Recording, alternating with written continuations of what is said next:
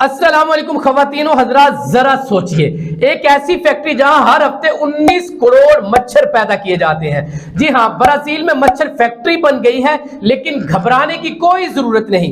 ये मच्छर काटने के लिए नहीं बल्कि इंसानों को बचाने के लिए पैदा किए जा रहे हैं। ये फैक्ट्री ब्राजील के शहर कुरिटिबा में है, जहां माहिरीन ने एक नई साइंस को मुतारिफ करवाया है, जिसमें मच्छर के जिस्म में एक खास बैक्टीरिया डाला जाता है। ये बैक्टीरिया वुलबाचिया आम मच्छर को ऐसा बना देता है वो डेंगू, जीका या चिकनगुनिया जैसे खतरनाक वायरस फैलाने के काबिल ही नहीं रहता। यानी ये मच्छर से मच्छर के खिलाफ जंग है। ब्राजील में हर साल लाखों लोग डेंगू से मुतासिर होते थे, इसीलिए हुकूमत ने वर्ल्ड मॉस्किटो प्रोग्राम के साथ मिलकर ये इनकलाबी मंसूबा शुरू किया है। अब ये फैक्ट्री हर हफ्ते 190 मिलियन यानी 19 करोड़ मच्छर के अंडे तैयार करती है, जो मुख्तलिफ शहरों में छोड़े जाते हैं ताकि कुदरती तौर पर मुकामी मच्छरों की आबादी को वायरस फ्री बनाया जा सके। साइंसदानों का यह भी ख्याल कि अगर यह मंसूबा कामयाब रहा तो 140 मिलियन लोगों को डेंगू से बचाया जा सकेगा, और यह सब कीमियाई स्प्रे या दवाइयात के बगैर होगा।